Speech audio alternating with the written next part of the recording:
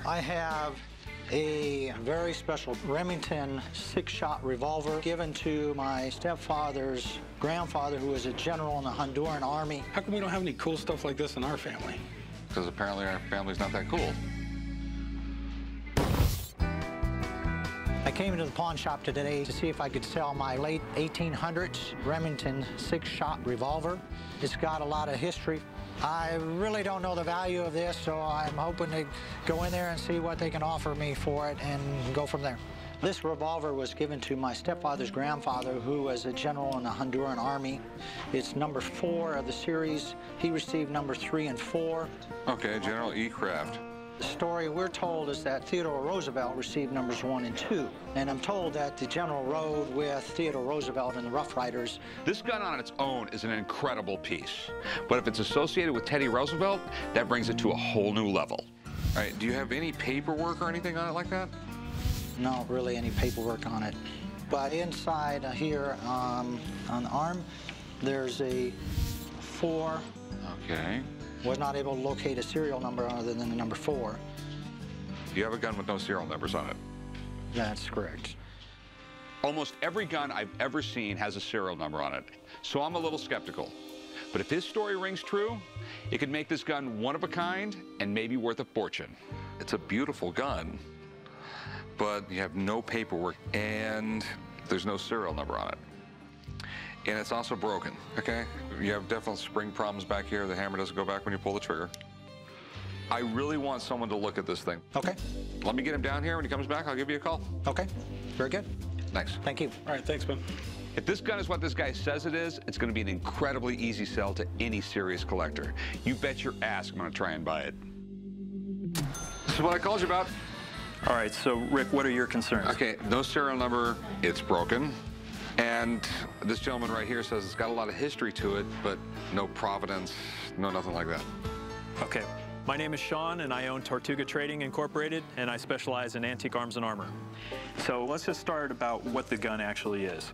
This is a model 1875 Remington, and this is most likely 44 caliber, center fire. They stopped making these in 1889. And it's definitely real. It's not a fake, it's not a reproduction. I'm almost shaken because this is phenomenal. This is not the average gun that you would encounter at a gun show or even in some of the best collections. It's completely engraved. It's got mother of pearl grips, which is indicative of having something that is a presentation quality. To see something like this outside of a museum is really rare. Number 1 and 2, we're told, went to Theodore Roosevelt. But right now it's just hearsay, the story. That's correct, yeah. If you don't have anything ironclad to support your statement, you have to judge the item on what it is. The story sounds great, and it's actually very believable, but without documentation, it's virtually impossible to verify. I'm hearing some rattling in there. Okay, so the mainspring It's broken, yeah. Okay, but everything else seems to be in good working order. Now the big question, value. Okay. Personally, I'm going to say that this is a minimum in a retail setting, at least $10,000, but more realistically, 15, maybe 30,000. Wow. Thanks for coming in, Sean. I'm really envious that Rick has this opportunity to buy this thing. This is one of these guns that just does not come around every day. All right. Wow. What are you looking to get out of it? Wow. I'd like to get 10,000 out of it. I can't do 10. I'll give you 8 grand cash. Wow. I mean, he was awful tickled about it. Upper end, he said, 30,000. I know, but Sean's just a little too damn enthusiastic sometimes. I'll do 9. We should go 95. Yeah, 9,500, it's a deal. Okay. All right. You want to go write them up? Yep. I'm happy with the deal today. I can't believe this revolver is worth that much money. I really had no idea, but that's a lot more than I expected. So what do we got here? I believe they're antique buttons. It's got a date, 1789, and it's got the eagle. Looks like more like a turkey or a chicken.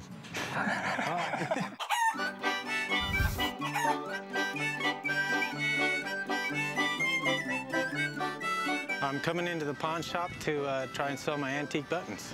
I have no idea on how much I'm going to sell them for. I just want to find out what they're worth.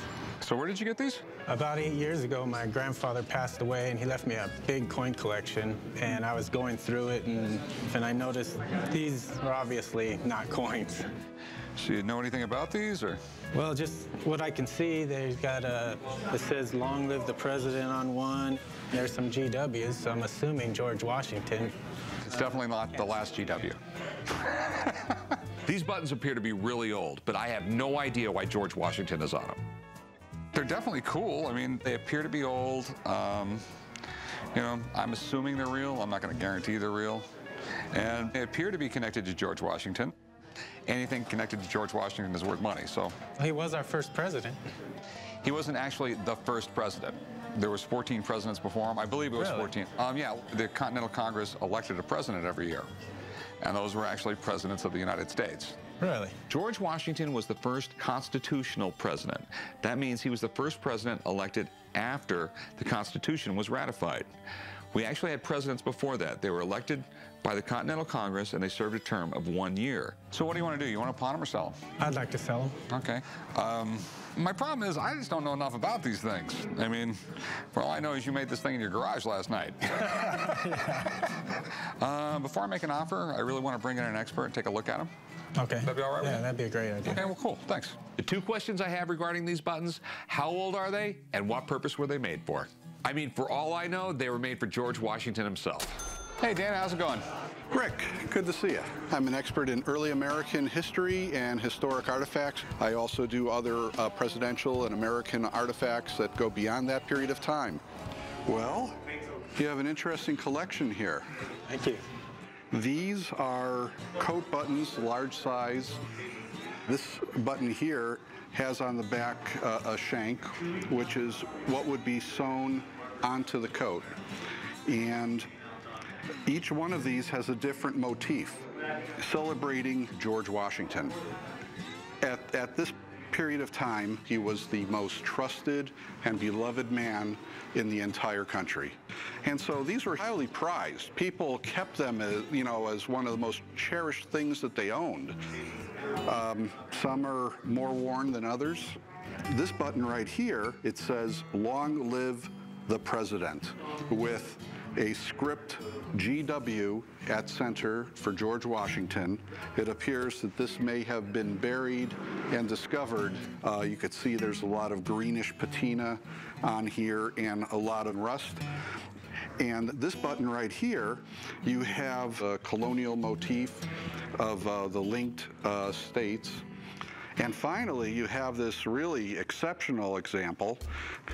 This button here, the legend about the peripheries reads March the 4th, 1789, and then memorable era. These buttons are wonderful pieces of early Americana. Really an amazing thing. They're all fairly rare, but this button here, March the 4th, 1789, was only made for this one event. Basically, this new memorable era, what this is referring to is the inauguration of George Washington. Wow. Yeah. He was summoned to New York by the Congress to become president. And at that point, in front of a big crowd, he stood on the steps of Federal Hall in New York, and he took the oath of office, the very first one, with the crowds cheering and chanting this very legend, you know, "Long live the president, long live President Washington." They're all fairly rare, and I would doubt that there's more than 500 or so that exist today. I always love to have Americana in my store, but this is even bigger. To think that these might have been worn on that very day. This is where it all started. This is unbelievable. So how much do you think these things are worth? Well, the very worst quality is this one here. I would estimate that this is actually worth about $2,000 to $3,000, this particular piece. It's that rare and that collected. This would be the second most valuable. I would say that this is worth $3,000. And finally, you have this really exceptional example, and I would say that this piece is your most valuable one, and it could be worth anywhere in the vicinity of $6,000 to $8,000 or so. I couldn't believe 3 little buttons sitting in a coin collection could be so valuable. Thanks, Dana. Appreciate you coming in. This is the kind of stuff I love to have in my shop. It's historic, it's American history, and it's valuable. Well, how much are you going to give me for them? $3 grand. 3 grand? I know what he said they were worth, okay? But that was auction prices probably from a few years ago, and I got to sell them. And you know what? How many people in the world even know these things exist? You didn't even know what they were. How about 8 grand? How about 3 grand? You're not coming up at all? Okay, $3,010, $3,015. See, I just went up twice. Right now, here's what I'm thinking. This guy brought the buttons to me. He didn't bring me the coin collection where he said he found them, which means he has no idea where to take them. So that pretty much puts the ball in my court when it comes to this negotiation. See, the thing is, very, very limited market. 3,000, you want it? Deal? All right, deal. Let's go write the paperwork. I couldn't be happier. At worst, I'm gonna double my money on these things. I can't imagine Corey having a better month than I had. Hey, how can I help you? Hi, I was wondering if you wanted to take a look at my Abraham Lincoln etching here. That's not an etching, that's a print. Okay, my Abraham Lincoln print. Okay. I thought Abe was bald, Why would you think that Abe Lincoln was bald? because he always wears that top hat. It's a stovepipe hat, and he wasn't Oh, bald. excuse me. Okay. Coming to the pawn shop today to see if I can sell my Abraham Lincoln print. The reason I want to sell it today is I've had it for so long and not really done anything with it. I don't really know how much it's worth, but with it being Abraham Lincoln, there's a chance that it could be worth a lot of money, and that would be pretty exciting. So you have a print here Yes. of Abraham Lincoln that's Yep. autographed at the bottom, A. Lincoln. We have oxidation around the edges of the paper here, so you can tell that it's pretty old. Lincoln died in 1865. Right. People have been putting up pictures of Lincoln for over 100 years. Everyone points to him as an example of what a president should be. I mean, the guy helped end slavery and guided us through a civil war. He's earned a place of respect in history. You got something really interesting here. In 1865, they still used lamp black, iron filings. It was a weird combination for ink, okay? After 60, 70, 80 years, those iron filings began to rust. Okay. That's why when you look at old documents and things like that, all the letters are no longer black, they're orange. Okay, that's interesting. First hint on anything this age is why do we have black ink then? Right, right. All right. You ever hear of Joseph Kazi? No. He could forge just about anything.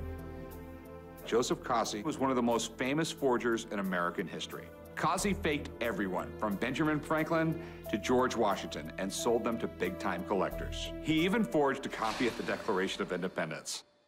This is something that was done, I believe, 1920s, 1930s. Oh, really? Yeah, he did a great Abraham Lincoln signature, okay? I mean, it was identical, except for some reason, he always lined up the A with the Lincoln. Abraham Lincoln's A was always below the L. This is lined up perfectly. Okay. So if you ever see the A lined up with the Lincoln, it's Joseph Kazi. So, I mean, it worth anything? Believe it or not, the forgeries by Kazi are worth a little bit of money Really? because it was by a famous forger. But what you have here is a copy of a forgery. And I know that because one of my guys actually bought one of these a few years ago, and I had it checked out. So is it worth anything at all? Nope. Yeah. I mean, because you don't even have the forgery. Right. This is a copy of a copy? It's a copy of a forgery. It's not even the real forgery. All right. Thanks for breaking Thank it in, you. man. Appreciate it. Unfortunately, he wasn't able to make me an offer, but I think it's going to be a really interesting conversation piece from this point on. Hey, how's it going? Good. What we got here? I have a clock here that my grandfather got from Richard Nixon. It's pretty cool. Does it run? I have no idea. We're talking about Tricky Dick Nixon here, so you never know. I decided to come to the pawn shop today to try to sell my clock that my grandfather got from Richard Nixon. The reason I want to sell this clock is because I don't really use it or need it, and I'm not a big fan of Richard Nixon. Well, it's a Bulova Accutron Space View movement. It was the most accurate watch you could get that was electric before they had quartz movements. So this actually had tuning forks inside of it. Oh, Accutron. See the tuning fork? Yeah. And who was your grandfather? Foreign Minister of Israel. I have a picture when actually Richard Nixon gave him that clock. He was Foreign Minister of Israel? What was his name? Yigal Allon. I mean, it was pretty expensive. You had to be pretty important to get one of these. I'm definitely interested in it, but I don't want to make you an offer until I go put a battery in it and make sure it works, okay? Okay. Since the days of the Romans, heads of states have been exchanging gifts as symbols of diplomacy. It used to be anything from goats and chickens to gold and diamonds. Nowadays, it's cufflinks, tie tacks, and clocks like this. Hate to be the bearer of bad news, but check that out. Ooh. You've ever heard of batteries corroding? No. All the contacts are eaten away and everything else. That is destroyed inside there. It will never run again. It's still worth money. Problem is, it's worth less money now. I would give you $500 for it. Okay, I would give you $1,000 if it was working correctly. I'll take 1,200. You had a semi-famous grandfather, but he wasn't super famous, and it's broken. I'll go 7 1/4. A little bit more, 800. Okay, 750. Okay. All right, it's a deal. You want to write them up, Corey? Sure. I got 750 for it. Not what I wanted, but it's okay. How you doing? Hi. Hey, can I help you?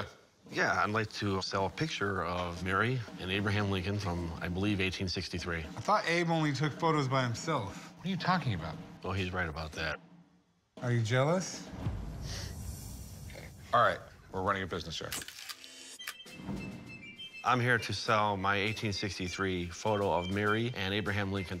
I'm a collector of 19th century photos, and this was part of a collection of 11 photographs that were unidentified. And it substantiated the importance of the collection because it had Mary and Abraham Lincoln together. This is really intriguing. It's an ambrotype. You know what that means? I just know that in ambrotypes, it took like 30 minutes to develop, and they had to like be fixed straight with like some... It was the way photographs were done. The film wasn't as good as it is today, obviously, like that. So it took a long time to expose it. And so they would have hooks on the wall that would go around like that, and you had to push your head into them for at least 5 seconds. It took forever to take a photograph back then. It was really, really expensive. Yeah, Mary was quite the shopper. I could relate to her. You know, her and Abe almost didn't even get married because she shopped too much. No. They were going to get married in 1840 when he was in the state legislature in Illinois. But Abe was like, no, you be spending too much, girl. I don't know where you get your history from. Abe did not have a lot of money, was just starting his legal career, so they postponed the marriage until his law firm took off, which it did, so they were able to get married. All right, so where'd you get this? I bought it from a collector who sold me a collection of 11 photographs that were unidentified, and I painstakingly was able to identify every single one of them and did recognize it to be Abraham and Mary together. And no documentation, anything like that? Nothing at all. Okay. So, how much do you want for this? I feel it's 1 in a million, so I'm asking $1 million. Whoa. $1 million? $1 million. Okay. So, I can call someone and take a look at it. I have kind of a renowned expert on photo identification. So, give me a few minutes. I'll go give her a call. Okay? Okay. I don't know of another photo of Abraham and Mary Todd Lincoln together. So if it is real, it's probably the only one in existence. So it's something that I just have to look into. Maureen, how's it going? Good. So here we go. Gorgeous. It's supposed to be Abraham Lincoln and Mary Todd Lincoln. Yeah. I have my doubts. Okay. Do you mind if I take a look at it? Absolutely. This is a really beautiful photograph. It's an ambrotype, as you know. And ambrotype, they enhanced the cheeks and the lips to make them look more lifelike. So Abraham Lincoln was a very distinctive-looking individual. and had a particular style of beard. You have to look at everything in the photograph, from what they're wearing to what type of picture it is, to then what's happening with the face. The issue with this guy being Abraham Lincoln, you can see that his nose is a little bit different, his eyes are a little bit different. And Mary Todd's face is a little wider. But there are some things about Abraham's face. He had a nose that was crooked, and he definitely has one in this photo as well.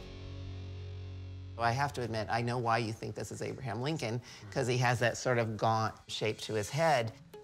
But there's another thing we can look at, and that is facial comparison software. Okay. So it actually lays one face on top of the other. They have to be the same size. It resizes them. What's that? It resizes the heads so because that I use a caliper, and Right. I check the eyes, and they're a match. Okay. But you can see that this woman has sort of a different eyebrows.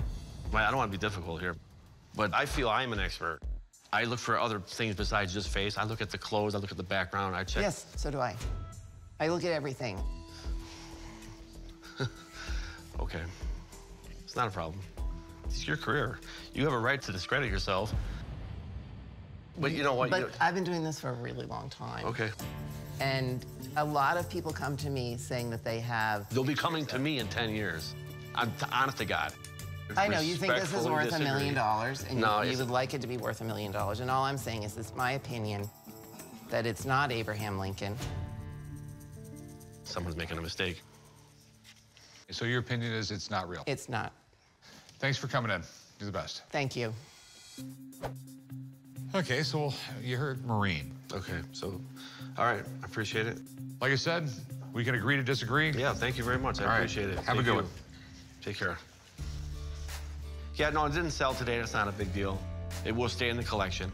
In this case, I never got past first base, and it's just the way that it happened. I'm down in Florida helping out my friend Lisa, and her pawn shop basically needs a pick-me-up. So I made a few calls, and I think I have found the perfect item to help get more people to her shop. Hey, how's it going? Hey, how you doing? Hi, nice to meet you. So this is the Chad machine. This is the Votomatic punch card machine from the 2000 presidential election. You know where the word politics comes from? No, tell me. It's from the Greek poly, meaning many, and tix, meaning blood-sucking. I bought this voting machine 14 years ago, and then with this year's presidential election, I decided to bring it out. And I wanted to put it in the hands of somebody that can really appreciate it. I'm looking to get $2,000 for this voting machine. This is cool. So where in the world did you get this? Palm Beach County sold these machines a couple years after the election was over. And we have the ballot here. Do we have Gore and Bush on there? Yeah, I have sample ballots, and I also have the infamous Chads are still in the machine. And the confusion was that people that meant to vote for Gore ended up voting for Patrick Buchanan. This is a butterfly ballot, so it was confusing for a lot of people. That's where all the trouble started. Can I try this out? Yeah, absolutely. I'm voting. You're not supposed to look. So right there, if you don't push all the way, and here we go. See, one hanging Chad. In 2000, when they had the election, people realized that occasionally when you punch out the Chad or the little piece of paper, it didn't actually pop out of the ballot. And then when it got voted, it could have got screwed up a little bit. And next thing you know, we got the Supreme Court involved in the end, and it was all because of the Chad. I think this is absolutely amazing. I don't know exactly what these things go for, but it will be a cool thing in their shop. I guarantee you, people come in that shop just to take pictures next to it. So I think you should make an offer on it. This is something you can pull out every election cycle, right? And you throw it online for sale, and you always put like some crazy reserve so it doesn't sell, but you always end up getting a bunch of free press out of it. People will come in your shop just because it's there. It's sort of like my Super Bowl rings and stuff like that. Okay. What are you asking for it? $2,000. And that's a bargain. I'll give you 8. No. What about like 1,200? It's a unique piece of world history, not just American presidential history. I understand that, But just like Rick was just explaining, this is something that I'm gonna have to find a buyer for, and even if I can't find a buyer for it, then it's money I've got invested. I'll give you 1,000. I can't go any more than that. Okay, I'll take it. All right, good deal. Well, you bought a great machine. All right. All right, you guys got that, and I got Chad. Hanging Chad. Hey, how's it going? What do we got here? I think I got something here you might be interested in. The original laptop, yeah. That's right. 1880 Thomas Jefferson laptop desk.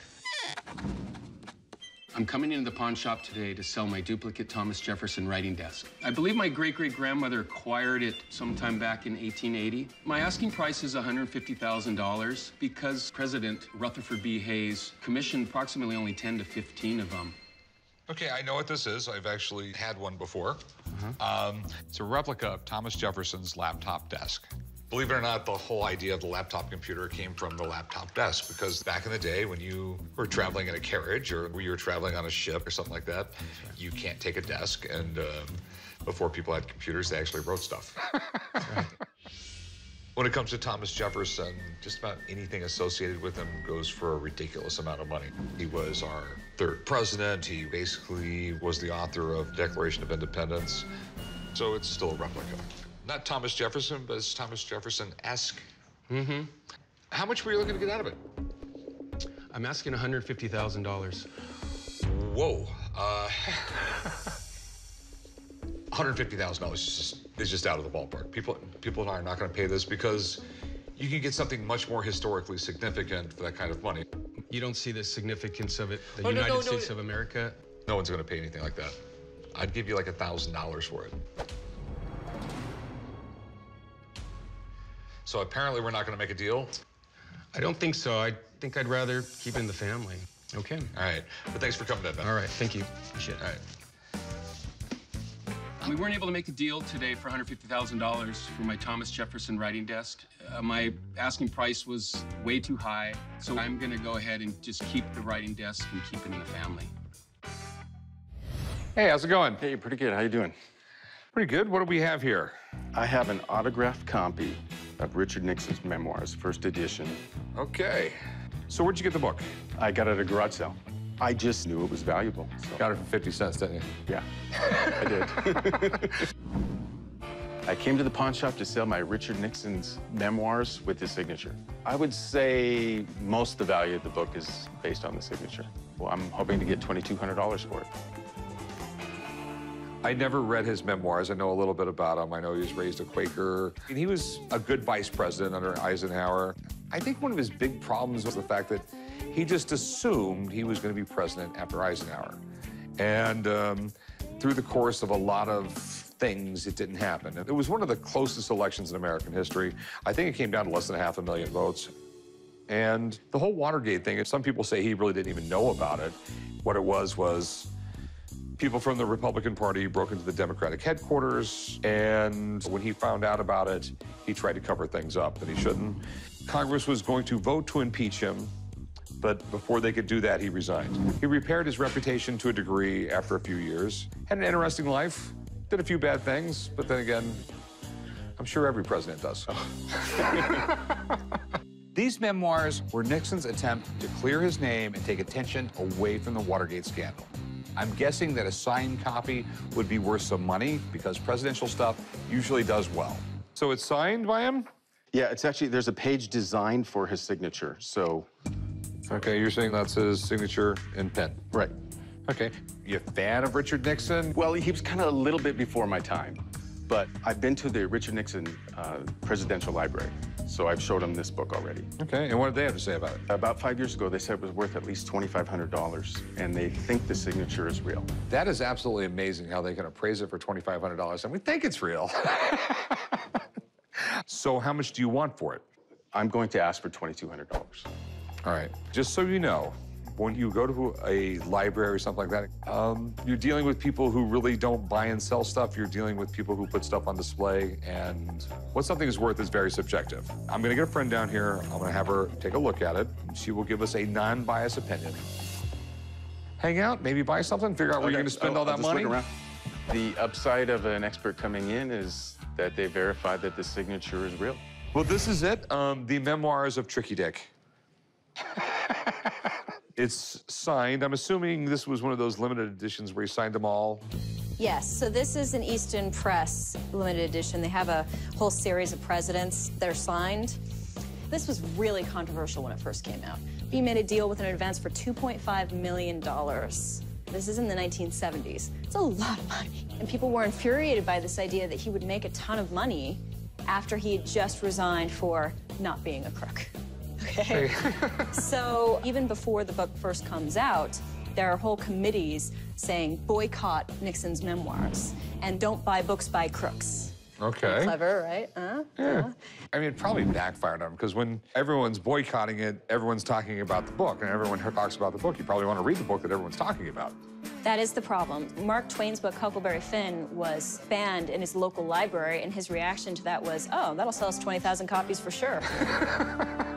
You'd imagine Nixon's memoir would be a little bit juicier than most other presidents, Eisenhower, et cetera, because there's a lot of drama going on behind the scenes. He writes about his resignation. He writes about the White House tapes. There are a lot of kind of juicy tidbits in there that people wanted to know. So the big question, what's it worth? I mean, yes. So the first edition, which is generally what collectors want, a signed first edition goes for about $1,000. This is from 1988. The first edition came out in 1978. This is not a first edition, but it does have a signature, and the nice thing about the Easton Press is you don't have to worry about the authenticity. If it's signed on this limitation page here, you're good. Okay. So I'm looking more towards around $250. I just crush hopes and dreams. It's just part of my job. Sorry. It's a bummer. Thank you. Glad I could help. Take care. Thanks. The Easton Press has genuine leather. They try to do really nice things. That said, there are a lot of other fine presses who have particular attention to detail that I personally appreciate more. So will you take $100 for it? Would you be willing to go 200? Nixon stuff is just tough. It's like Pete Rose. I mean, he has the reputation of being tainted. The price of his stuff goes down. It is difficult to sell. I'll tell you what, if you go maybe 130, I'll do 130.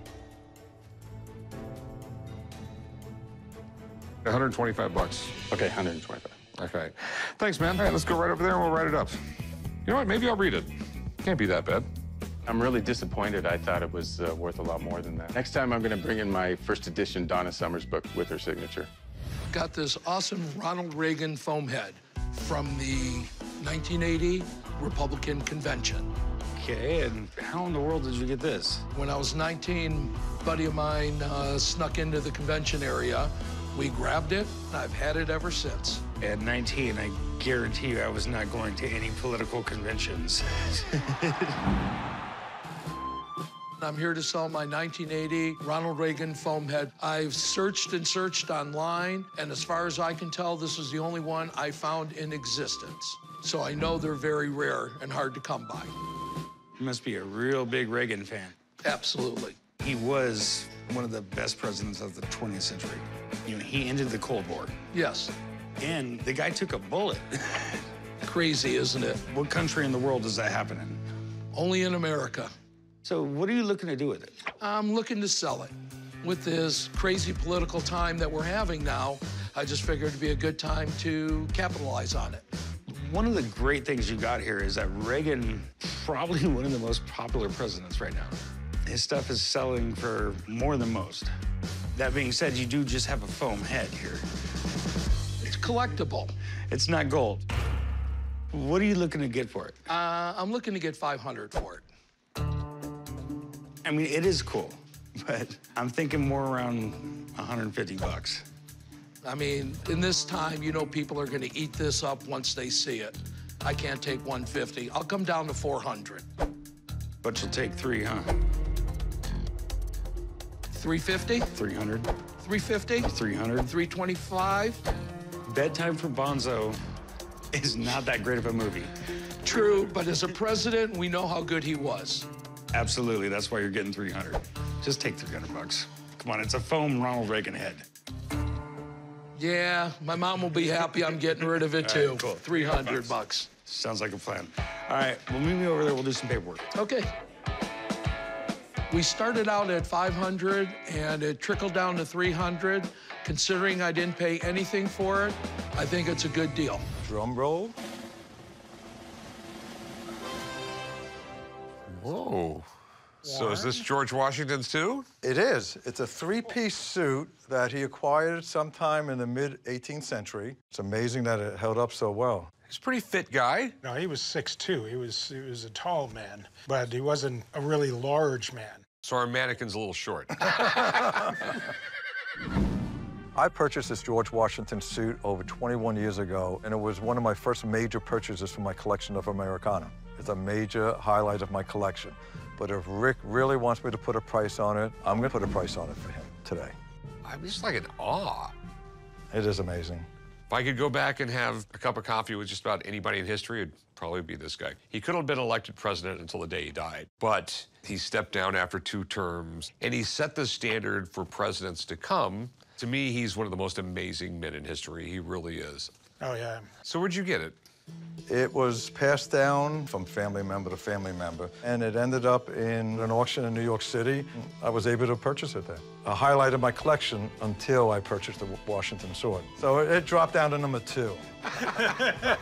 Do we know the date on this thing? I think it's from the 1750s or 60s. Okay. Back then, it was pink, and you could still see some of the pink in this area. You know, Washington was always very aware of how he presented himself. Pink would have been a bright color and one that really would have set you off as, you know, fashion-conscious individual. And it's all silk? Or silk. I'm impressed. So you think this is all legit and everything, right? Yes, I think it is. On a piece like this, what it's dependent on is provenance. There are missing pieces, that sort of thing. But that's minimal. For being over 200 years old. Exactly. You just don't see a piece of Americana like this very often. This is just amazing. Absolutely. So you enticed me with a sword that's not for sale, and this thing right here, does it have a price on it? Well, it's one of my highlights of my collection. But everything has a price. Well, I'll let you guys work that out. Very good to see you, Rick. Good to see you. We'll see you back in Vegas. Take care. So how much? I wouldn't sell for less than $3 million. That's a lot of money. It's a lot of suit. I don't think I'd ever say this, but I'm actually considering this. I mean, it's George Washington's suit. I mean, it never occurred to me that one would be available. I'm gonna go think and contemplate about this for a little bit. Can we meet up later? Absolutely. All right, I'm intrigued. I'll talk to you soon. Okay, thanks, Rick. That's cool. So I'm back at the hotel. I'm seeing Brian. I'm ready to sit down and have a serious conversation with him. I'm back. You're back. Good to see you. He wants $100,000 for the Paul Revere spoons and $3 million for George Washington's suit. I've been offered items in the millions of dollars before, but I've never really considered them until now.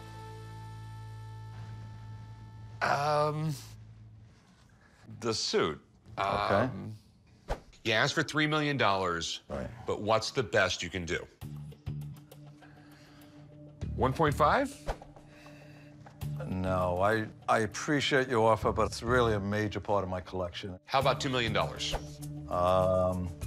Since we're friends, the best price, absolute best price would be $2.5 million. Okay, and you're firm at that? Absolutely firm at that. I mean,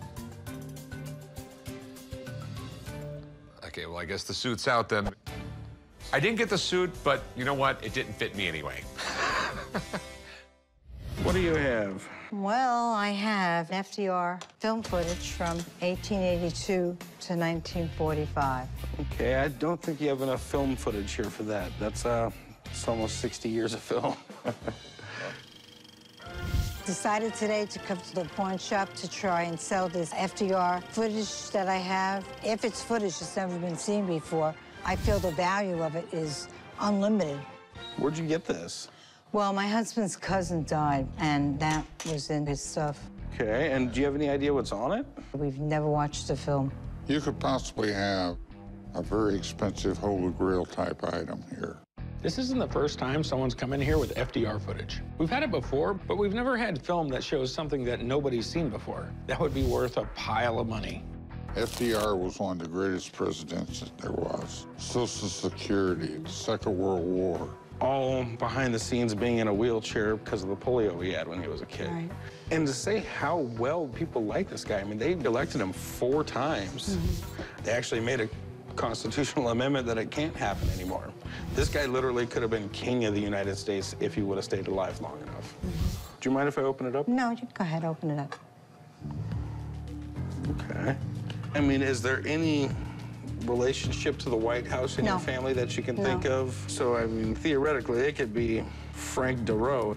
It could be. Pretty much all we have to go on here is it says FDR, 1882 through 1945. Yep. That was his lifespan, Corey. If this is unseen footage of FDR, it could be insanely valuable. You would have historians and collectors literally fighting over it. We're dealing with a lot of unknowns here. I'm gonna call in a buddy of mine, Mark Hall-Patton, and we'll set it up and watch a movie together. Sound like a date? Yes, it does. All right, thanks a lot. Bring the popcorn. Thank you. Mark Hall, my man. How you doing? I've been dealing with artifacts of many different varieties for 35 years now in various museums. So here's what I called you about. Okay. Supposed to be FDR footage. Have you ever seen it? Do you know what's on I've never it? seen it, no. Okay, yeah, that's regular 8. The one thing I can tell you right now is it is not from 1882. Because they didn't invent 8mm film until 1932. Okay. Roosevelt was president from 32 till 1945. So it is quite possible. A lot of people did shoot just home footage of him. But there was also a lot of commercial movies done because he was so famous and so well known, and it was such an important period in our history. FDR was our first and only 4-term president. He came along right at the beginning of the Great Depression. He also ended up being our wartime president for World War II. This was a man who really changed the United States. If somebody happened to be in a place where they could catch him involved in something fairly unusual, if he was trying to walk, for example, but he could only do that when he was leaning on somebody's arm because he was so crippled from the polio. Better yet, footage of him in his wheelchair. Yes, absolutely, because he did not want to get filmed in a wheelchair. Do you have an 8mm projector? Yes, I do. All right, well, we can go take a look at it. That's great. I like to see what's on it. Come on, Corey, let's go watch this. I'm really interested in seeing what they have in store here, because if this is original footage, this could be very interesting. Could, in fact, be quite valuable. If it's something that we haven't seen before, this could be very important. Let's roll it, Mark.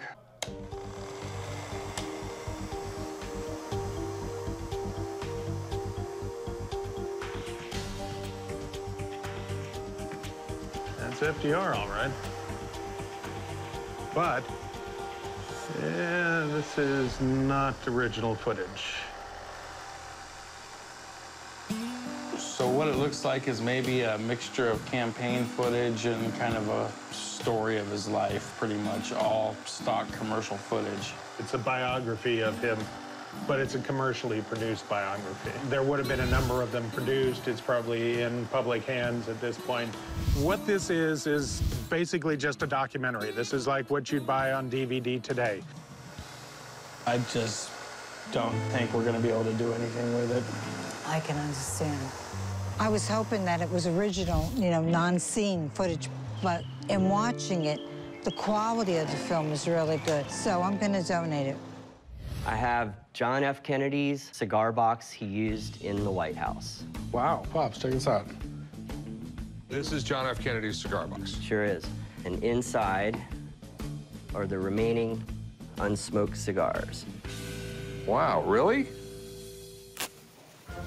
John F. Kennedy brought this cigar box to the White House, so it was in the Oval Office. I'm in the private museum, and I'm trying to raise money to get into a bigger facility. I'm asking $95,000, but I'm not sure how low I'll go. I'm just gonna kind of feel it out when I get in there.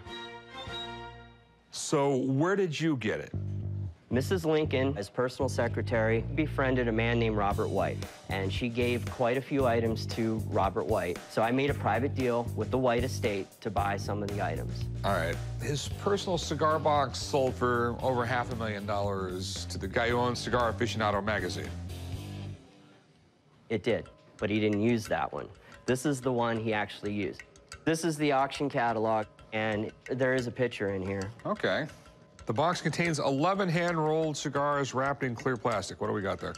8. There's a few missing. So someone smoked 3 of the cigars? Not me. That's how I got it. Perfecto Garcia incense? Is that what it says on them? Perfecto Garcia incense, yes. These are the ones that were left over. You know, if he would have lived, these would have been smoked. JFK absolutely loved his cigars. And to actually have a cigar box that sat on his desk in the Oval Office is just one of those things I can only dream about. Do you have paperwork on this stuff?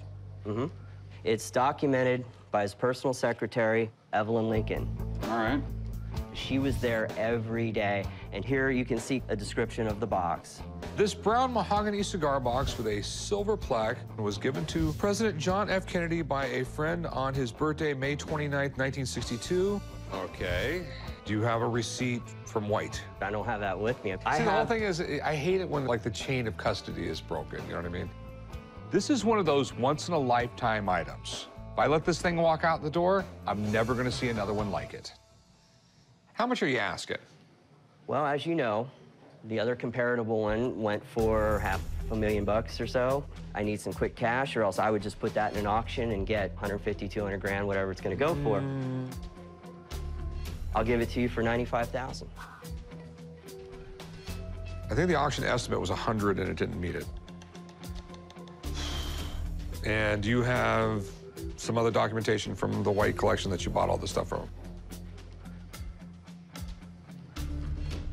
I could get you a letter from Robert L. White's widow saying that I had purchased the entire collection. Okay. I'll give you 50 grand.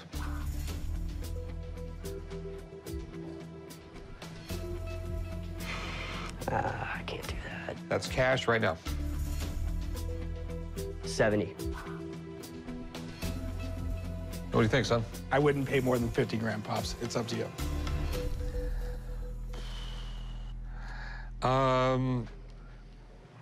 I'll go 60. All right. It's all on you. I'm out. 65 and you got a deal. 60 grand. I'll give you 30 now. Give me the rest of the paperwork. I'll give you the other 30.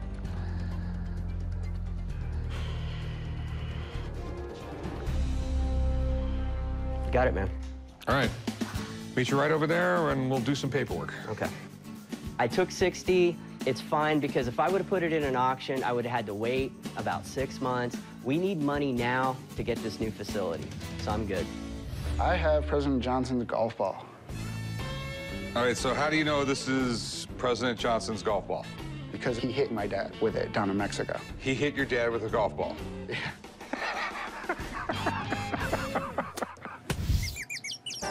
Came down to the pawn shop today to try to sell my Lyndon B. Johnson personalized golf ball. I'm trying to sell it today because it's just collecting dust. I'm asking for a couple hundred. I'll be happy with around 150. Give me the whole story from the beginning. President Johnson hit over the trees into my father and never yelled for, so when it hit him, he bent over, picked it up, put it in his pocket. When President Johnson came over, drunk off his ass, he goes, just keep the ball. When you're playing golf and you hit the ball towards someone else, you're supposed to yell, "for," to warn them, even if you're President of the United States. You sign it or anything, or? No, they just printed it up with his initials on there.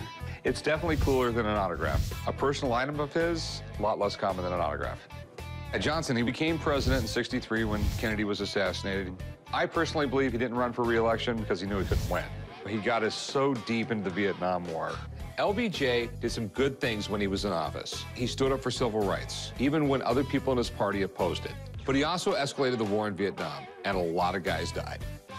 Here's my concerns. Your dad said this was LBJ's ball. I don't know if you got the only one or if there's 1,000 of them. I just don't know. What you want to do with it? Sell it. How much did you want for it? I was hoping to get a couple hundred. All right, let me get a buddy of mine in here. Let him look at it. He'll know exactly what it is the second he sees it. Okay. Yeah, I love to buy stuff unique and related to presidents. Let me just figure out what it's worth, though. Okay? If I can prove this golf ball was owned by LBJ, there's no question I want it. But I don't know if there's really a way to prove it. It's not like he signed it. Hey, man, how's it going? The guys called me down to the pawn shop today because they have a golf ball that might have been used by President Lyndon B. Johnson, and I'm excited to take a look at it.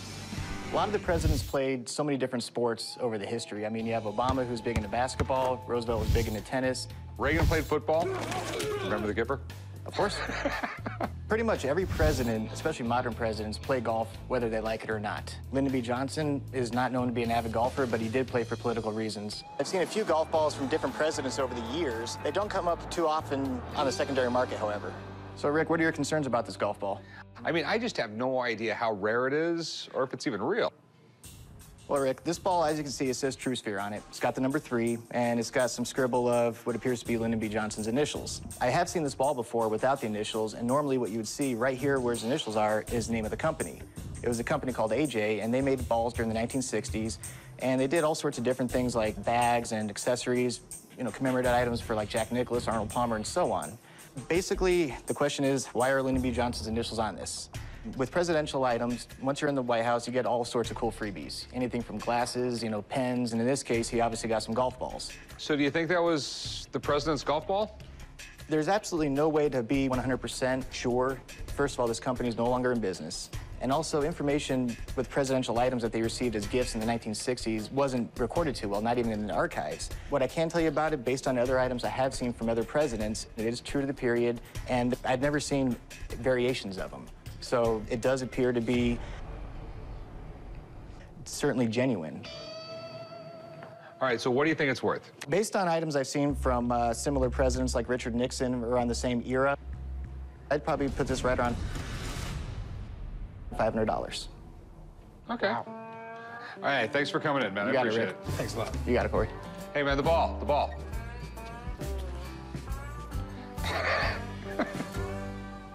All right, so how much you want for it? Well, since you said it's worth about 5, like 3. How about 2 1/4? You know, it'll sell, but it's not gonna be a quick sell. You do 275? You know, it's President Johnson's golf ball. I'll tell you what, 250. We're not talking Ronald Reagan's football. We're not talking Kennedy. We're talking Johnson. 275, we got a deal. I'll go 250. That's the most I can go. I can live with 250. All right, 250.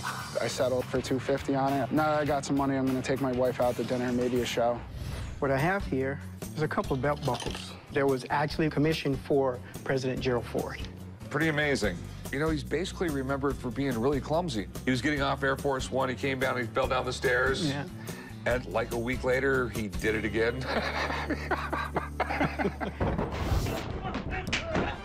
I decided to sell a couple of belt buckles that actually belonged to former President Gerald Ford for my wife's aunt. She can use the money at this time. I came here with hopes of getting about $5,000. A lot of people didn't like him. You know, he was coming right out of the Watergate scandal. That's how he got in. Gerald Ford became president when Richard Nixon resigned. He was actually the only president ever in office that wasn't elected by the Electoral College. How'd you get him? My wife's aunt worked in the thrift store. They were brought in. I actually contacted the company, and they responded to me stating that this is the actual belt buckle that was done for President Ford. Stuff related to rock star presidents like JFK can go for huge numbers. Stuff from less iconic presidents like Gerald Ford is not as valuable, but there's still a market for it. What were you looking to do with these? I'm basically here to sell these. Now, here's the big question. How much do you want? About $5,000. For the set. Not gonna happen. Okay. I'm assuming this was like a mass-produced piece. It's a really simple casting. I mean, there's nothing really spectacular about it. This right here, on the other hand, you can tell it's all hand-done. Damn, I wish it was owned by a different president. This one I'd give you like $1,200 for. It's gonna be a difficult sell, it really is. There's not a lot of Ford fans out there. But it's a presidential. And that's why I'm offering you that kind of money. What number would you take? My absolute low that I came in here with was somewhere around $3,500. I just can't do it. Even Nixon I would pay more for. You know, $1,200's it. I can't let it go for $1,200. Okay. Thanks for bringing it in, though, man. I'd love to buy just about anything that belonged to a U.S. president. But Ford, nothing against the guy, but it might have sat around for a little while. All right, what do you have here? I've got a handwritten letter from George Washington himself. Where did you get this? So I found it at an estate sale in Richmond, Virginia. Bought a nice decorative mirror. Get to the house, go to put the mirror up, and the cloth that covered the back of it ripped open and taped underneath down at the very bottom was that guy right there. This is really interesting. And how much you want for it? About $3,500. Something like this that deals with a historic event, we're probably talking a lot more. My best guess at the moment is if this letter is all legit, it should be worth at least $100,000. Wow. I'm just not buying the fact that a handwritten letter from George Washington was just found in the back of a mirror. People spend a lot of money faking things that are worth this kind of money. So I'm gonna call someone up, I'm gonna get him down here, I'm gonna get him to look at this. Okay. Just the thought of leaving here today with a big sack of cash, it gives you a lot of anxiety, but it makes you excited too. Stuart. Hey, how are you, Rick? Good. Hey, Corey, good to see you again. With this much cash on the line, I need to be 100% sure. And Stuart is my go-to guy on historical documents. I was really excited when you called me over because this is actually pretty important American history. But this is one of the first times that George Washington really used the power of the federal government. People were uprising in western Pennsylvania, didn't want to pay taxes, tarring and feathering the tax collectors, which may still be a famous American pastime these days. I don't think it's a bad idea. All right, what questions can I answer for you, Rick? Okay. Is it really signed by George Washington? And how much is the damn thing worth? Okay. In the pantheon of American presidential autographs, there are three at the top: George Washington, Thomas Jefferson, and Abraham Lincoln. About 10 years ago, there were a couple George Washington letters that dealt with the Whiskey Rebellion that sold for about $120,000, $130,000 at auction. It would probably be higher now. There are a few things I use to authenticate these types of documents. So first, I'm looking for period paper. They used what's called laid paper back then. So there should be parallel lines about 1 inch apart if you hold it up to the light. See those lines that run down? So that definitely is period paper. That's a good sign for you.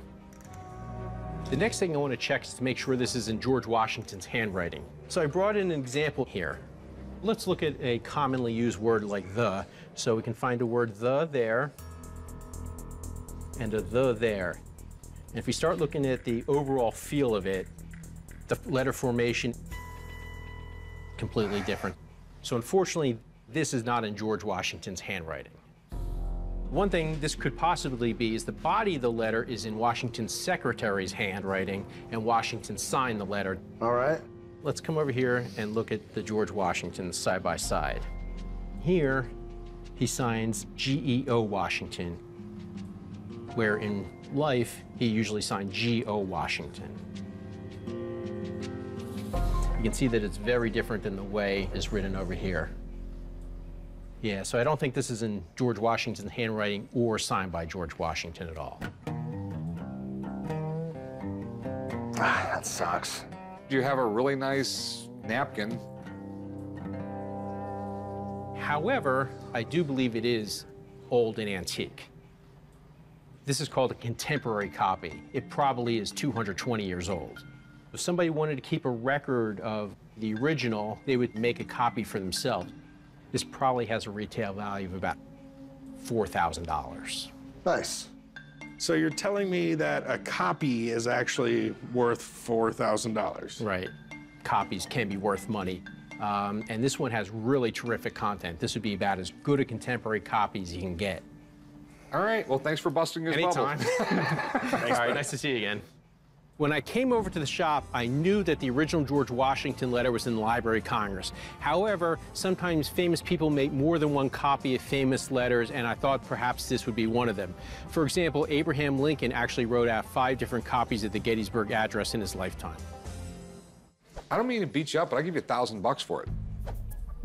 I feel like that's leaving $3,000 for you to just snatch up the next time somebody comes along to buy it. Let's go 2,000. I'll be out the door right now with 2 grand. I'll tell you what, I'll give you 1,500 bucks. That's the best I can go. Look around my shop, you'll find all kinds of things from the 1700s. 1,500, you got a deal. All right. Write them up, Corey. All right, man, come with me. $1,500 is a lot of money. To be able to walk away with just that today, I'm pretty satisfied. Feels good. I got Ronald Reagan Senior Yearbook and a letter that's signed by Reagan. Did he sign the yearbook at all? No, there's no signatures at all in the yearbook. I hate when people do that. So how did you sign people's yearbook? For the guys, I would just sign, you know, have a nice summer, nice to know you. For the girls, I would just leave my number. Okay. Came down to the pawn shop today to try and sell my Reagan yearbook and signed letter I got. It's time to sell it so we can buy the car my mom wants. I'd like to get $2,500 for it today. I don't think I'd take any less than $1,500. So where'd you get this stuff? The yearbook was my grandpa's. He went to school with Ronald Reagan. Of the one person in the whole year they spelled his name wrong, the one that ends up being the president. Donald Reagan. His nickname was Dutch. Life is a grand, sweet song. Start the music. It's really deep. This is really cool. Ronald Reagan was chosen as president of the student body. I mean, look, here's like a high school play that Reagan was a part of. Here he is on the football team. I mean, you can't deny the guy was definitely an overachiever. When you think of all the things Ronald Reagan accomplished in his life, being an actor, president of the United States, it's kind of funny to look at him as your typical teenager who played football and starred in the school play. I bet the editor of the yearbook is still kicking himself for getting his name wrong. The letter, my dad was doing a fundraising auction, and being from Dixon, Ronald Reagan's hometown, they decided to see if he'd come back and try and help him raise some money for it. Did he come back? Nope, as the letter says, he was on the campaign trail, so he wasn't able to make it back in time. I'm sorry I missed the Dixon JC's benefit and hope you will give me another opportunity in the future. Ronald Reagan. P.S. I remember your parents very well, and Bill was a good friend of mine. They must have known each other pretty well. I know he saved my grandma when he was a lifeguard at the river there. Apparently he was a ladies' man, and they'd go out and act like they were drowning in the river. Grandma knew how to get a guy's attention. That's right. My dad is a huge Ronald Reagan fan, and we've sold a ton of Reagan memorabilia. Both the book and the letter look legit. I just gotta know how to price them. You mind if I call a buddy of mine down here? I'm just not really, it's not that I think you're lying, I just like to have it checked out more. I kind of want to know what his signature's going for these days. Look. All right, got a couple things for you to look at. Yeah, you were talking about the Reagan pieces, huh? The guys usually call me when they have questions with regard to autographs and all different aspects of a document to determine if it's authentic or not. You're gonna have to buzz out the magnifying glass? Can you tell from here? Yeah, absolutely. We're gonna check out the details. Forgers can easily print up a letterhead, you know, make it look official. Well, one major thing that we're always gonna be looking for is the capital R is always supposed to be larger in the first name than in the last name.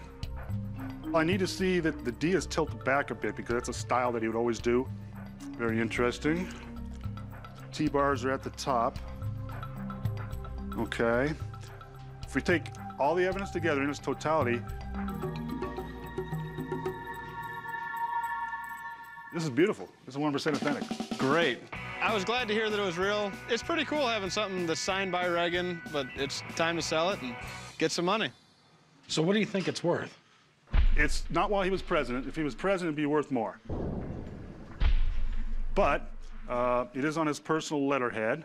You got a little personalization writing down at the bottom. I would say altogether, the value of both the book and the letter, you know, if you framed it up nice, retail $2,500, $3,000. Really? Yeah, right about there. Great. All right. Looks like he scored. All right. Congratulations. I think it's very fascinating that the guy's grandfather knew Ronald Reagan before he was anybody. Very interesting piece, definitely. So what do you think, Big Hoss? Thinking around 1,800. I'm thinking, I mean, he said 25 to 3 grand, so how about 2,500? I would offer you that, ma'am, but I'm gonna have to frame it, and this is all gonna have to go together in one piece, and it's gonna have to be in a way that I can present it and sell it to somebody. 2,100. I mean, where else are you gonna get another one?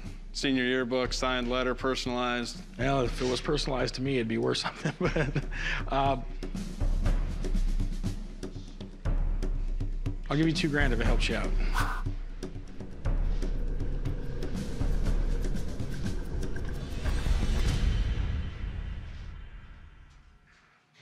All right. Deal. We settled on $2,000. It's a little bit less than I was hoping for, but I think it's a fair price. You're glad to have the money. Can I help you? Yes, sir, I hope so. I have a tape recording of a conversation that I had with John F. Kennedy. Really? Yes, sir. And in it, he is attempting to do something, and he's rather angry about it. That is really, really cool. So did the president know you were recording him? I can't tell you anything. I was on an emergency actions team in the Pentagon, and I took the phone call from President Kennedy more or less by accident. I could tell that there was something wrong because he appeared to be angry. I'm just looking for extra cash. I was an operational intelligence specialist in the Pentagon, and he sort of raised his cane with me a little bit, and I make the mistake, according to some people, to telling him that there was a mistake made in the White House, and that didn't sit too well with him. Wow. A couple of officials in the Joint Chiefs of Staff gave me a couple of letters of commendation. Okay. At approximately 1:20 Eastern Standard Time, so obviously you worked graveyard. Yes. You participated in an extended conversation with the President of the United States while the latter was attempting to complete a telephone call to the Army War Room. Throughout the conversation, you demonstrated to a remarkable degree an ability to respond clearly to questions posed in an atmosphere of tension and pressure. What was he calling about? He was trying to get a hold of the Army War Room to ask some questions about events that had taken place in Birmingham, Alabama. And the next thing I heard was the president saying, "What's wrong with you fellows over there?" So the president was pissed off at you? Yeah, decidedly so. He was really concerned for the safety of the people of Birmingham. Thousands of people had rioted. They had an explosion connected somehow with the motel that Martin Luther King had stayed in. Yeah, 1963 was when the civil rights movement really began to get big. I think that's when the people in the United States really saw for the first time how bad it was. I mean, it was on nationwide TV at this time, you know, the dog attacks, the fire hoses. The riots in Birmingham, Alabama got so bad that President Kennedy had to send troops to restore the peace. He always came across as a really nice guy, so a personal recording of him angry would be really unique. So what do you want to do with it? I want to sell it. All right, and did you have a dollar figure? Yes, sir. What's that? 100,000.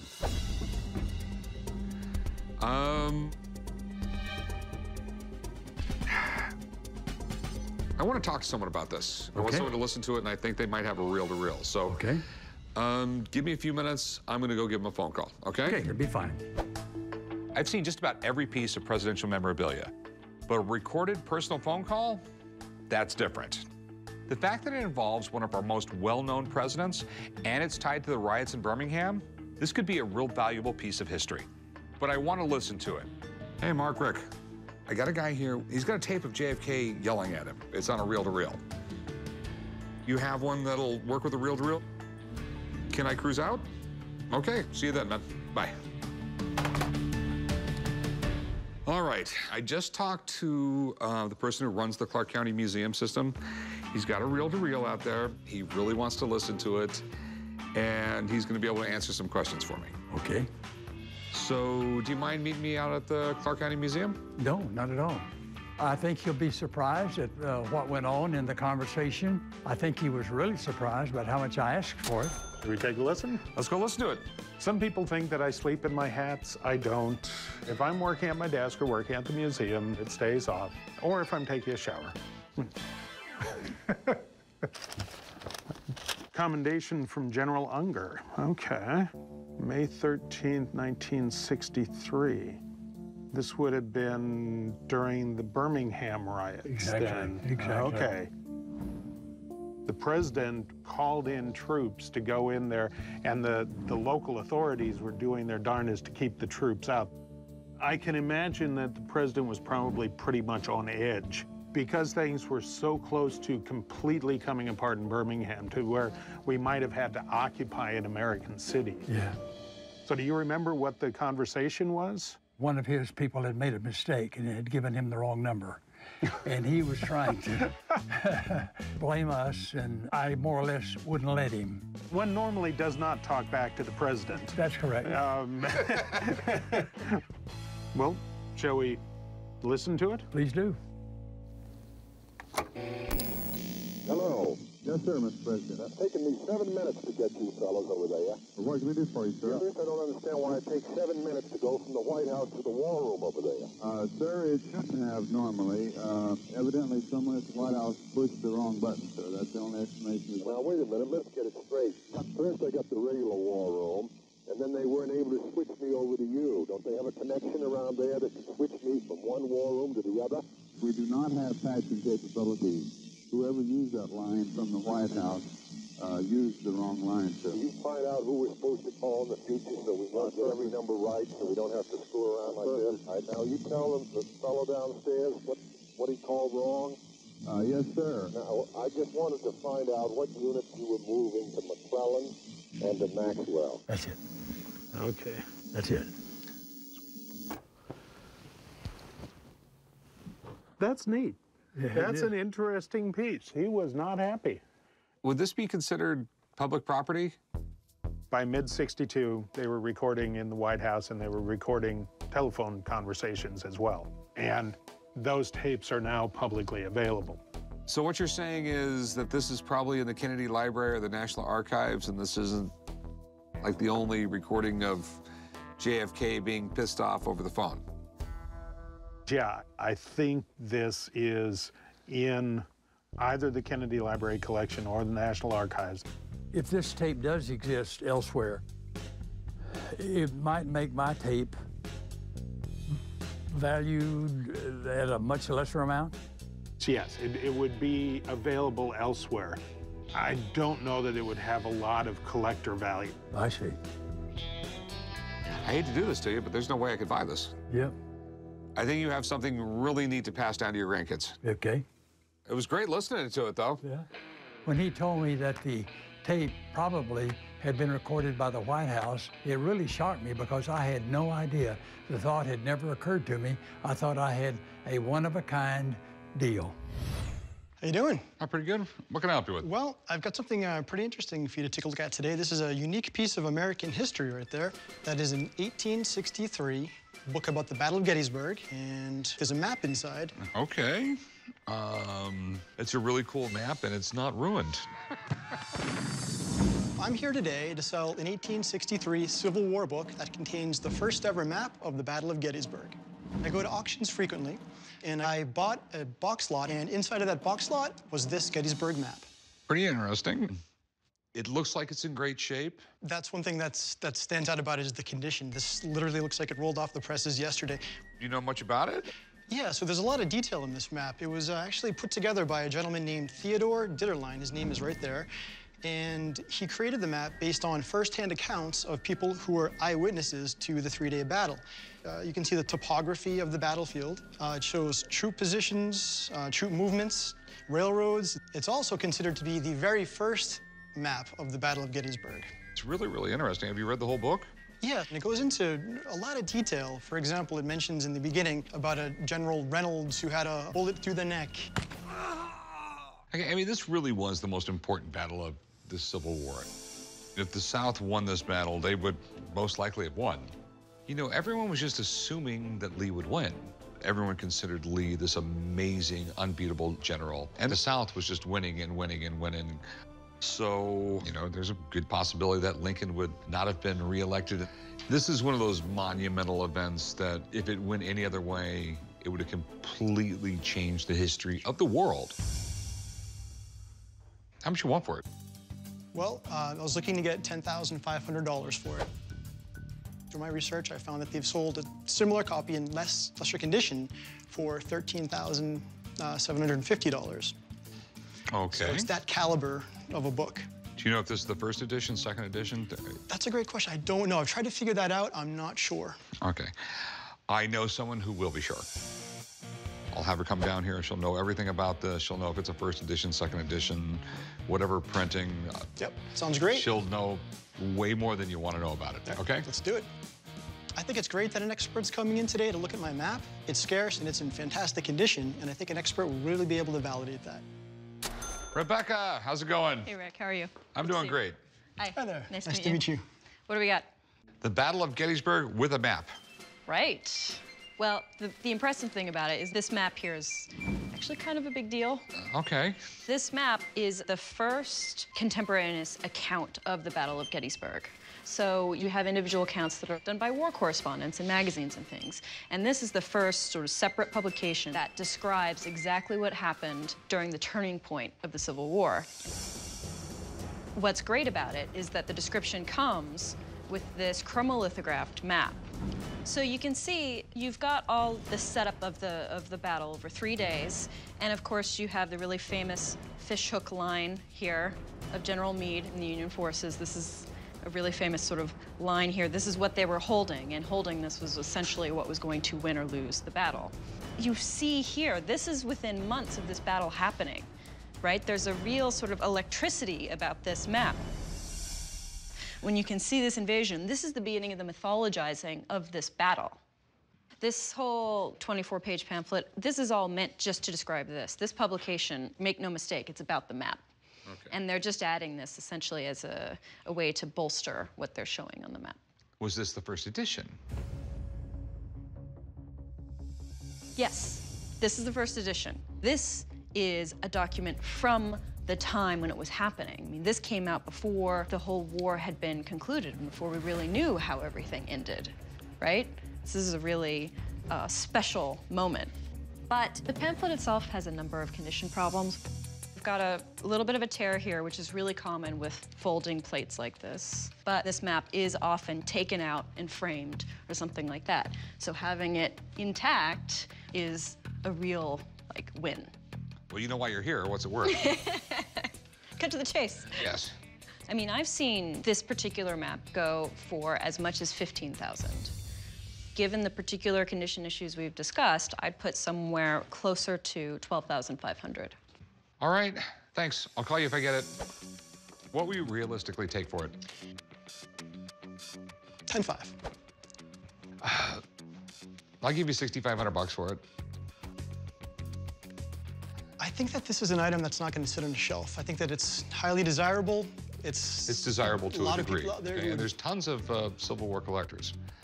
Not a lot with 12 grand in their pocket just to spend on something. Okay. I'd be willing to come down to 9. I'll give you 7 grand. I won't go a penny higher.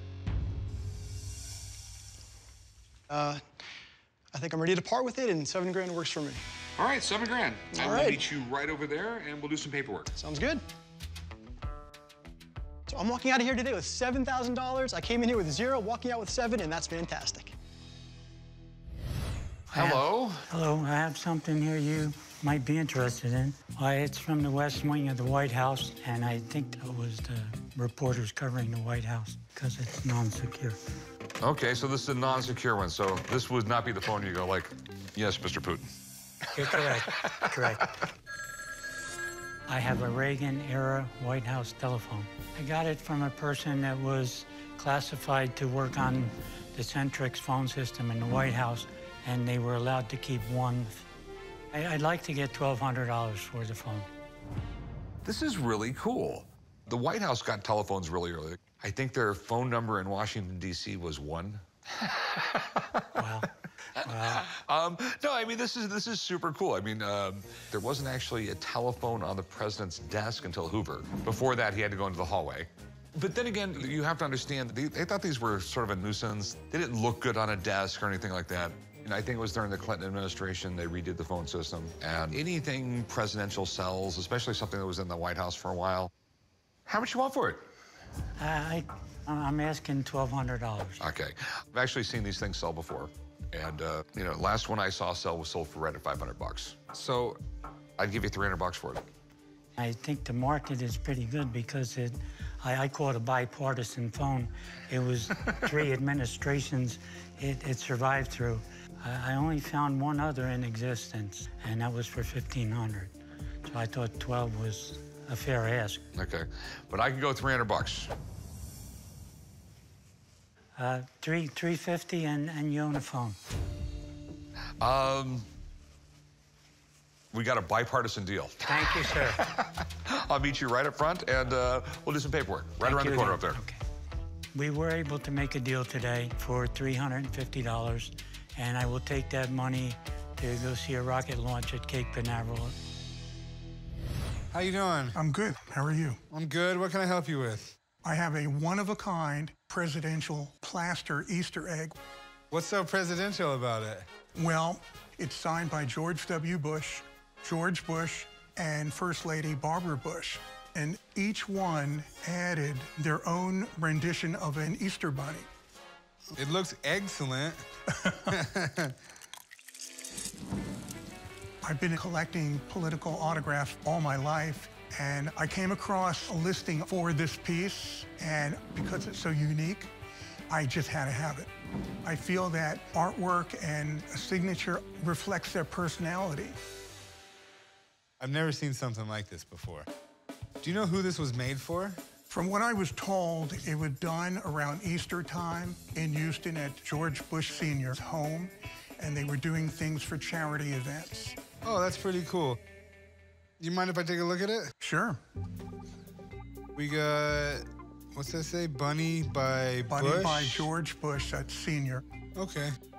This would be Barbara Bush, First Lady to George Bush, and she even dated it, 1996. And we got George W. Bush right here, 43rd president. It's pretty funny that George W.'s bunny is the worst of all of them, you know? It's basically a couple circles and a couple ears, because actually later in life, he became a painter. Yeah. I noticed you have some paperwork over here. Yeah. Letter of authenticity. Okay. I'll take this as authentic because it has my autograph guy, Steve Grad's name on it. Yes, so it does. Yeah. If he's already looked at this egg and authenticated it, I've got no worries with it here. And what are you looking to get for it? I'm looking to get $3,500 for it. I feel the value of this item is probably going to be $6 grand. Any type of item with a drawing done by a president is valuable. I think $6 grand is being a little generous for what this could be worth. Would you take $2,800 for it? How about 31? I'll do 31. All right, we got a deal. All right, let's go over here and write out some paperwork. Okay. You can leave it there. I feel so good I was able to make a deal today. Thankfully, this deal was over easy. What do we got here? A Richard Nixon head candle. What's it supposed to be? See no evil? Yeah, it's hear no evil, speak no evil, and see no evil. Yeah, he didn't practice that, huh? I'm not a crook. I don't know anything about the candle other than my grandfather bought it back in the 70s sometime, but I'm hoping it's worth about $3,000. I'm not really a fan of Richard Nixon at all.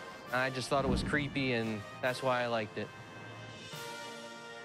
That is one of the creepiest things I've ever had come in here. What do you know about it? Absolutely nothing. I've been looking online. All I could ever find was like a picture of it. Okay. I don't know much about Richard Nixon, but I know he wasn't a nice guy. This guy's entire career was nothing but politics. Nixon resigned in 1974. He's lucky that Gerald Ford liked him because he would have ended up in prison. Gerald Ford pardoned him, made it to where he could never be charged for the Watergate crimes. Nixon wasn't everybody's favorite president. But after the Watergate scandal, a ton of weird stuff came out, like Nixon shower heads and ping pong paddles. It's definitely unique, but I don't know if I'd want this thing stared at me all the time. What do you want to do with it, man? I'd like to sell it. All right. What are you looking to get out of it? About $3,000. $3,000, we're not even close. Maybe if it was an original, like, bronze bust or something, but this is wax, and it's already starting to come apart. I'd give you like $500, dude. What about $2,500? Yeah, no way, dude. No. 500's gonna be the most I can go.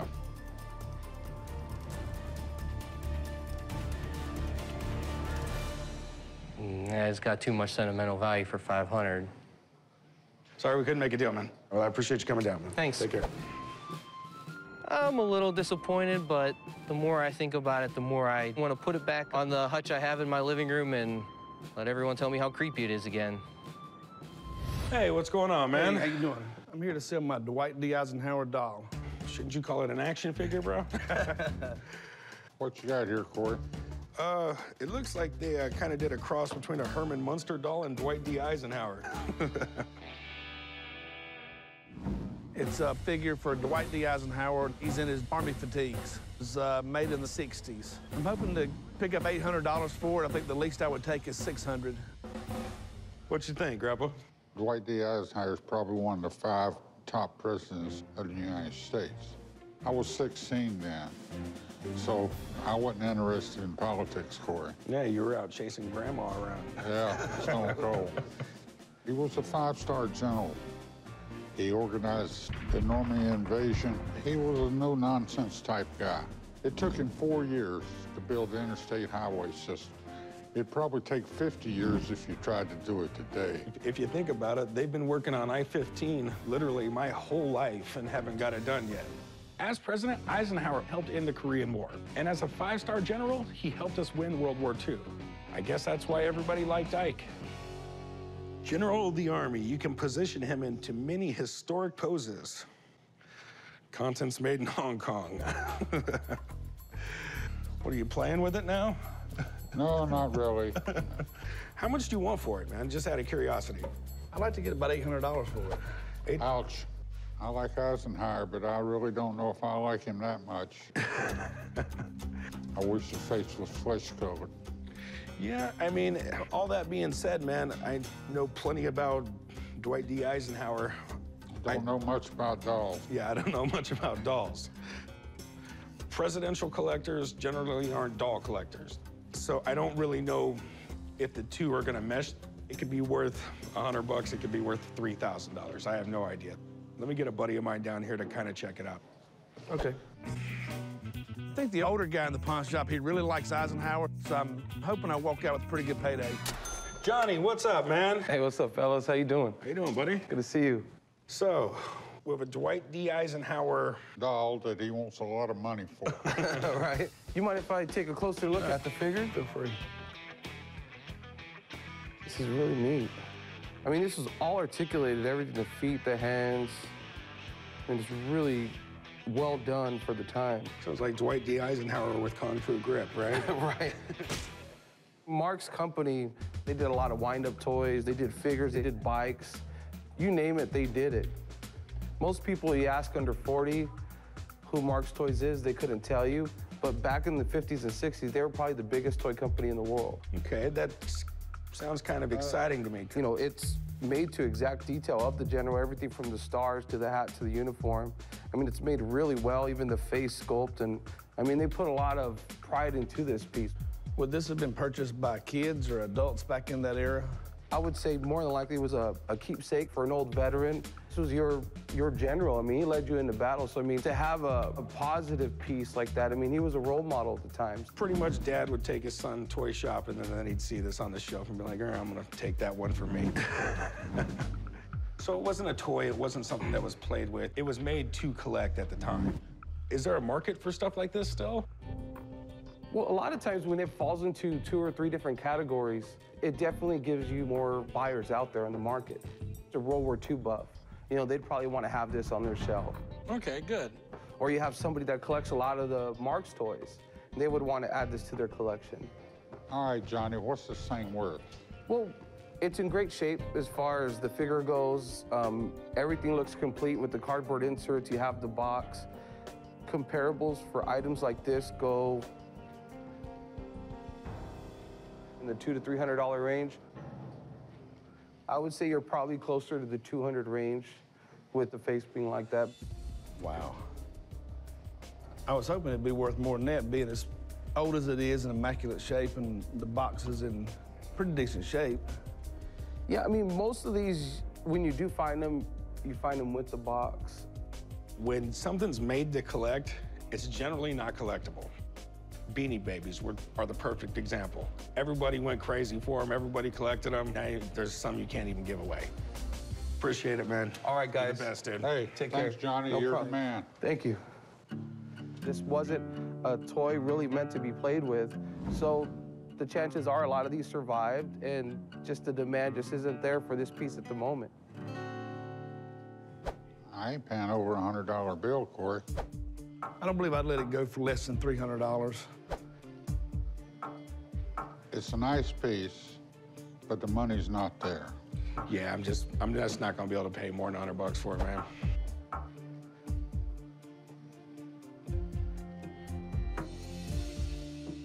I don't think Ike likes that price. All right, appreciate it, man. Thank you, Hey, man. thanks for coming by. Stop by anytime. When the guys in the pawn shop offered me $100 for it, I was really devastated. And at $100 they offered, I think I'll just put it on the shelf and keep it for my little girl. Hey, Paul, what's up, man? What's up, Corey? How are you? Doing good. I got something cool for you. All right, what do we got? I have the invitation to John F. Kennedy's luncheon the day he died. Oh, wow. Okay, so, and this is the, That's the actual ID badge that you would wear inside. the airport reception when people were greeting him. Okay. People would actually pay money and be at a little small reception. Kennedy would be in there for all of maybe 5 or 6 minutes and then walk out, and these people all got to say that they had drinks with Kennedy. That's awesome. I came down to the pawn shop today to sell my JFK memorabilia.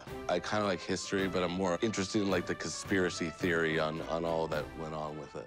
I want to sell the JFK memorabilia because every time anybody comes into my office, they always want to sit there for hours and talk about the assassination. Wow, that's not something you see very often. This right here, he was actually on his way to. Oh, isn't that crazy? Definitely looks original. At a luncheon in honor of President and Mrs. Kennedy, Friday, the 22nd of November at 12 noon, the trademark. November 22nd, 1963, he was gearing up for his re-election campaign. Right. There was a few places that he could have gone. I think the day of, they had changed it to this venue. Yeah, they switched the locations. Which switched where his car was driving. It's something that conspiracy theorists fiend about. But it was arguably one of the most significant days of the 20th century. It forever changed this country. Absolutely. John F. Kennedy is one of the most popular presidents we've ever had, and collectors love getting their hands on anything with his name on it. But there's a ton of his stuff out there, so if you want to get the big bucks, you really have to know what you're looking for. So one thing we're missing here on this is that it's not addressed to anybody. Yes, I know. Okay, so this is one of the ones that didn't go out. Because it didn't go out, doesn't that make it more rare? It wouldn't be as rare as if it was addressed to, you know, a really big political figure or somebody, you know, celebrity or something like that. I mean, we could talk about this stuff all day, but tell me what you're looking to do with it, man. I want to sell it. Okay, what are you looking to get out of it? Both of these things together, somewhere around 800 bucks. Okay, it's a very grandiose idea, my man. I'll be realistic with you. Okay. You know, I'll offer you 100 bucks for it. Because I've got a few pieces in the shop that I can put together with this and make a big thing and make it actually worth some money. You know, this is Kennedy. What about 600 bucks? It is in really good shape.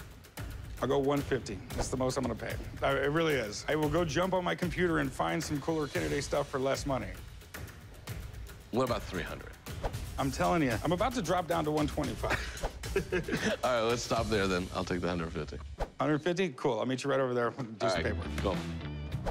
I wish I would have gotten to see Rick today because he likes the presidential stuff a little bit more than Corey does, and maybe I probably could have got a little bit more, but, you know, 150, not too bad.